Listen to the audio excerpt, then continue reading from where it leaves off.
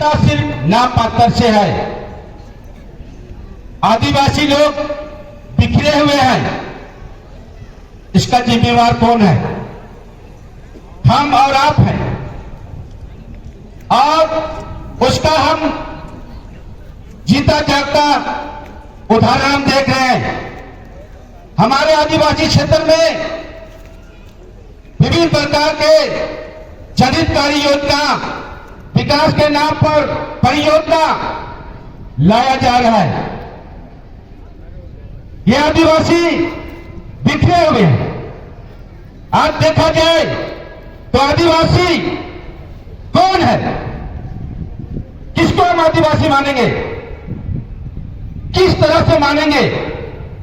यह हमारे लिए सवाल होता है। आज चिंतन करने की जरूरत है कि आदिवासी समाज आज झारखंड प्रदेश में 32 जातियों का समूह है। वो सारे लोग आदिवासी कहलाते हैं, लेकिन जब आदिवासी के बीच में जंगल जमीन का बात होती है तो कुछ लोग उस आंदोलन में नहीं आते हैं। क्यों नहीं आते हैं? यह चिंता का विषय है। और ये साजिश के तहत इस आदिवासी समाज को तोड़ने का एक साजिश और प्लान है। यह साजिश आज का नहीं है। भारत देश आजाद होने से पहले से यह साजिश सोची गई थी और वो साजिश आज तक पूरा होने में दिखाई दे रहा है। झारखंड प्रदेश में अगर हम देखेंगे तो हमारा जनसंख्या कितना है, आदिवासियों की जनसंख्या कितनी है? आदिवासियों की जनसंख्या मात्र 26% है। इस 26% को हम किस तरह से देखेंगे? किसका गिनती हुआ है? किसका गिनती हुआ है? 26% में आज भारत के योजना के तहत या कानून के तहत हर एक साल जनगणना होती है। उस जनगणना में कौन रहता है? हिंदू, मुसलमान, सिख, ईसाई, जैन, बौद्ध, अदर्स, दूसरा का कोलम। आज अगर हम बहुत गहरे से सोचेंगे तो 32 जनजातियों में से सिर्फ और सिर्फ ईसाई आदिवासियों का कोलम है, बाकी का कोलम नहीं है। क्या वो लोग अदर्स लिखेंगे तो उसको पहचान होगा? क्या पहचान होगा? मैं सोचता हूं उसका पहचान नहीं होगा, क्योंकि कोलम के माध्यम से उसका गिनती किया जाएगा। और कोलम के माध्यम से आज सिर्फ और सिर्फ ईसाई आदिवासियों का जनगणना हुआ है, उसका कोलम है। और बाकी 32 जनजातियां मतलब हमारे लोरा भाई, चीख बरात भाई, खेरवार भाई, कोरवा भाई, बिरजिया भाई, असोर भाई, शर्मा भाई, इस सारे लोगों का गिनती हुआ। लेकिन जब फाइनल गिनती होता है तो सिर्फ और सिर्फ 26% किसका है? इसको समझने की जरूरत है। 26% क्रिश्चियन लोग का पॉपुलेशन मेरे ख्याल से है, क्योंकि कोलम के माध्यम से, और बाकी लोग आपस में चले गए, या तो हिंदू में चले गए या तो मुसलमान में चले गए। लेकिन आपको आरक्षण मिलता है, रिजर्वेशन मिलता है। इस रिजर्वेशन का लाभ क्या आदिवासी क्रिश्चियन को लेता है, या सिख परक या लोरा या 32 जनजाति नहीं लेते हैं? क्या लेते हैं? क्या लेते हैं कि नहीं लेते हैं? लेते हैं। ये साजिश है। इस साजिश को किसी ने आज तक मंथन नहीं किया और किसी ने इसका आवाज नहीं उठाया, खोजने का प्रयास भी नहीं किया। और हमारा जनसंख्या 1951 में हमारा जनसंख्या भारी मात्रा में था, 65 से ऊपर हमारा जनसंख्या था।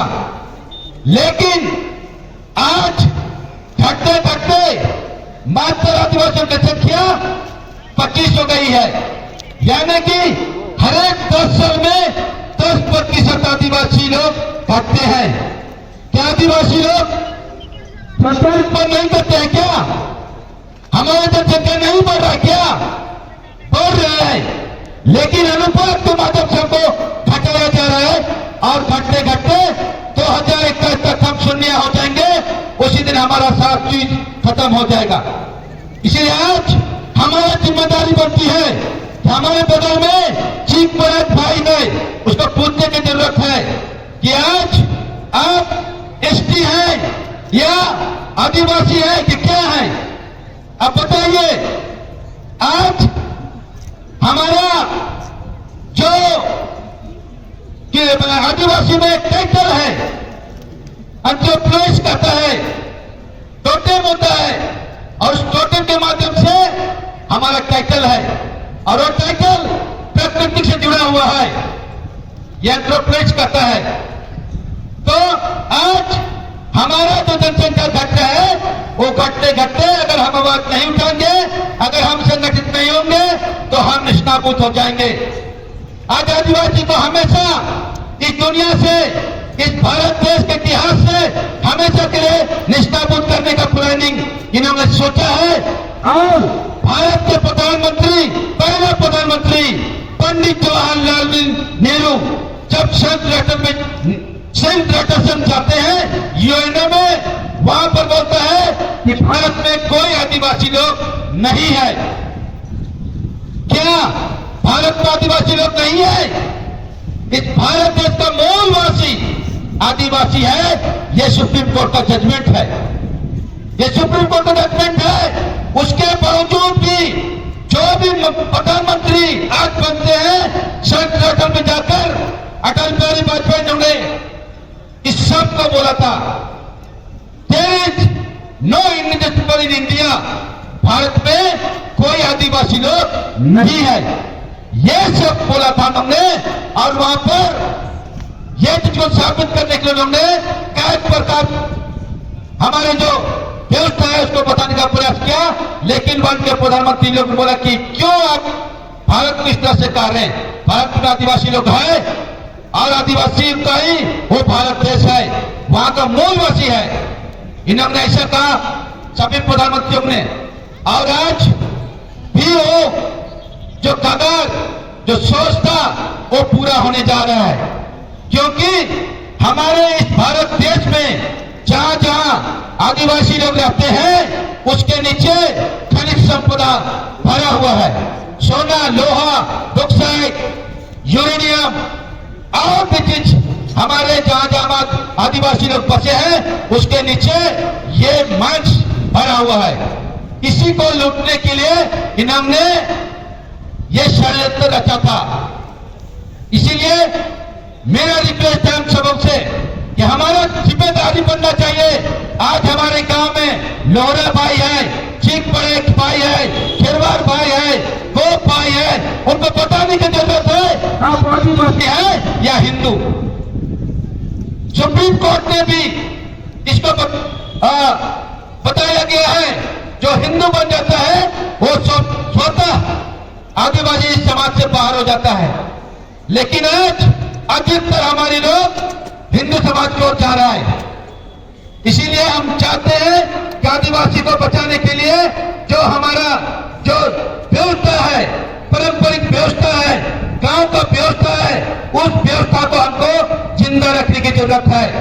पारंपरिक व्यवस्था मतलब हमारे पास पढ़ा व्यवस्था है, उस पढ़ा व्यवस्था को ये आजाद भारत देश में धीरे धीरे इस लोकतंत्र को लाने के बाद में लोकतंत्र के नाम पर हमको धीरे धीरे समाप्त कर दिया जा रहा है।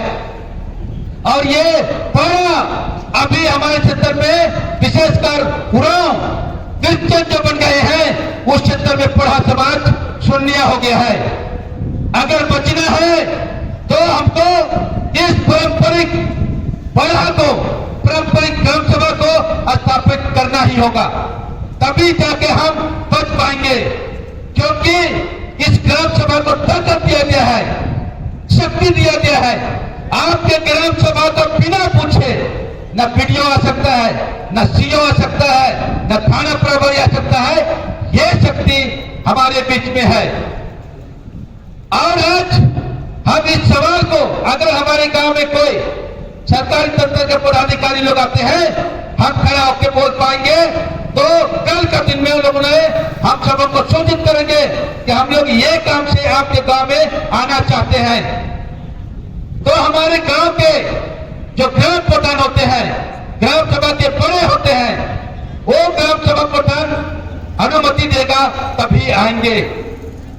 आज हमारे गांव में बिना कहे पूछे चढ़ाई करके हमारे लोगों को थाना के माध्यम से, ब्लॉक के माध्यम से, जिले के माध्यम से हमारे लोगों को प्रताड़ित कर रहे हैं और प्रताड़ित किए हैं। हजारों लोग, हमारा बेकसूर लोग आज जेल में बंद है।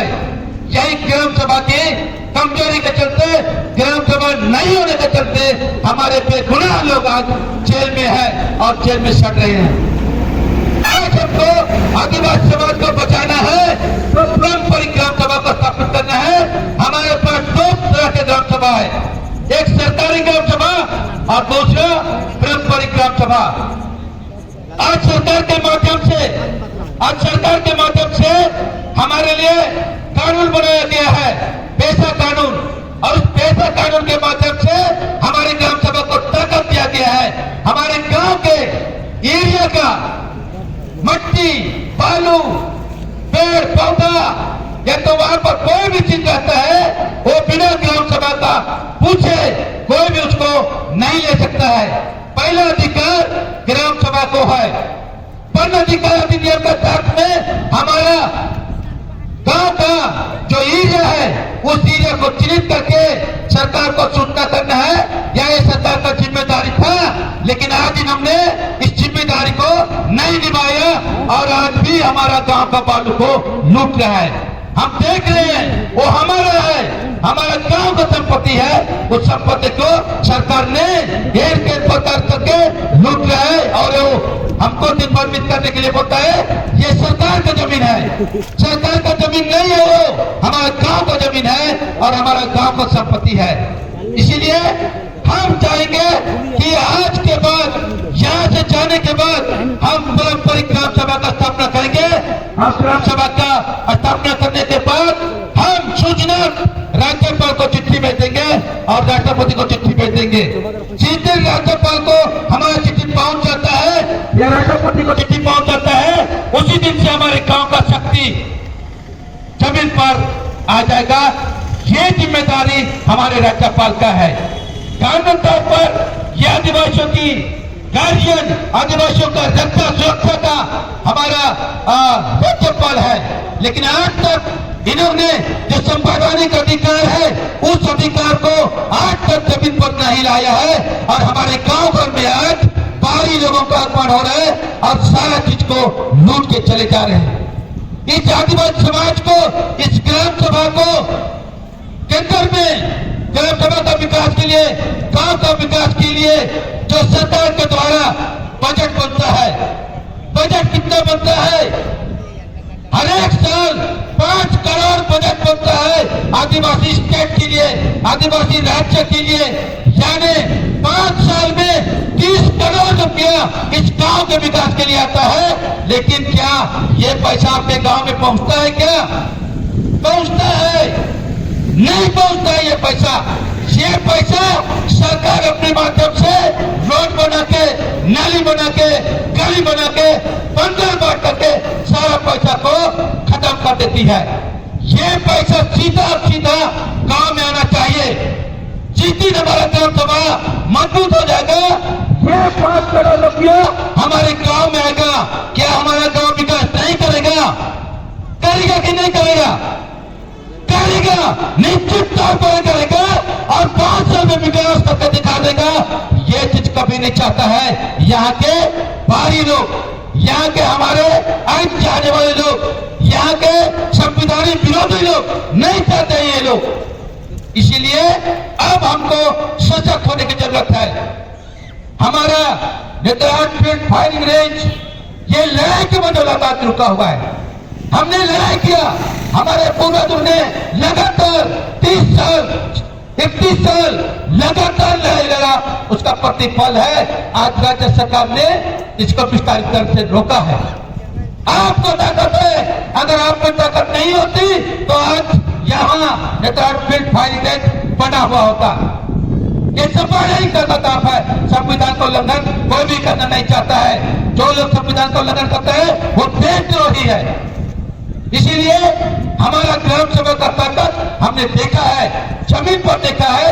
और नेतार फील्ड फायरिंग रेंज के लिए 39 ग्राम सभा ने लिखित सूचना राज्यपाल को भेजा, सरकार को भेजा और बताया कि हम नेतार फील्ड फायरिंग रेंज के लिए 1 इंच भी जमीन नहीं देंगे। ये ताकत आज नेतार फील्ड फायरिंग रेंज विस्तारीकरण को रोका है। ये ताकत को दुर्गा करना होगा आप सबको। हम अनुभव नहीं करते हैं, इस पर मंथन नहीं करते हैं, इसीलिए हमारा ग्राम सभा आज कमजोर है और उस ग्राम सभा को ताकत देना होगा, तभी जाके हम शायद हमारा ग्राम सभा के माध्यम से अपने गांव को बचा पाएंगे, हमारे जंगल जमीन को बचा पाएंगे, जो हमारे पूर्वजों ने बचा के रखा है उस जमीन को आज हमारे आने वाला पीढ़ी को बचा पाएंगे, नहीं तो नहीं बचा पाएंगे। ये समस्या हमारे पास है। मैं आप सबसे निवेदन करता हूं कि आप सबको आज के बाद यहां से जाकर पुनः ग्राम सभा का स्थापना करेंगे और उसके माध्यम से राज्यपाल को पुनः चिट्ठी लिखेंगे। हमारे गांव का विकास चाहिए, हमारे गांव का विकास चाहिए। हमारे गांव पारंपरिक गांव अगर राज्यपाल को और सरकार को चिट्ठी लिख देगा कि हमारे गांव को पक्का सभी हमारे गांव के सभी घरों को पक्का घर चाहिए, वो देगा। लेकिन हम यहाँ पर आज सरकारी पत्र के माध्यम से जो ग्राम सभा है वो आदेश करता है कि आपके लिए क्या चाहिए, आपके लिए कुआं चाहिए, आपके लिए तालाब चाहिए, आपके लिए गाय शेड चाहिए, बकरी शेड है, वो ग्राम सभा बोलती है और हम उधर दौड़ते हैं। हम दौड़ते हैं, अगर दौड़ना हम बंद कर देंगे तो सारा पैसा हमारे ग्राम सभा के खाता पर आएगा और ग्राम सभा के खाता पर पैसा आएगा, उस ग्राम सभा का खाता का पैसा को हम निकाल के घर चलाएंगे, उसका हिसाब किताब कोई नहीं लेगा। ये संविधान कहता है। वो लैप्स नहीं होगा आपका पैसा। आपका पैसा जब बजट बन के तैयार हो जाता है वो पैसा लैप्स कभी नहीं होता है, आपके ऊपर ही खर्चा करना है उसको। तो ये आपके पास ताकत है, इस ग्राम सभा का ताकत को समझना होगा। और नेतरहाट फील्ड फायरिंग रेंज बहुत बहुत बहुत चिंता करने के विषय है। आज हमारे बुजुर्ग बाबा लोग डंडा पकड़ के, बुजुर्ग माँ लोग डंडा पकड़ के यहाँ पर आई है सरकार को बताने के लिए कि जब तक इसको खत्म नहीं करेंगे तब तक हम ये लड़ाई कंटिन्यू करेंगे, लगातार करते रहेंगे। ये हमारा बुजुर्ग माँ बाप का एक सोच है, उस सोच को अनुभव करना होगा। हमारी युवा साथी आज हमारी युवा साथी क्या करते हैं, आप लोग रात में देखे कि नहीं देखे, युवा साथी लोग नशा की हालत में आकर यहाँ पर इधर उधर घूम रहे हैं, अनाप शनाप पक रहे हैं, यहाँ पर मंच के लोगों को खोज रहे हैं, गुल्ले से बात कर रहे हैं। क्या बचा पाएंगे? ऐसे ही भाव से हम उम्मीद करेंगे जो नशा की हालत पर यहाँ पर आया है उससे हम उम्मीद करेंगे कि हमारी जमीन को बचा पाएगा? नहीं बचा पाएगा, हमारा जमीन को लूट के ले जाएगा सब कोई।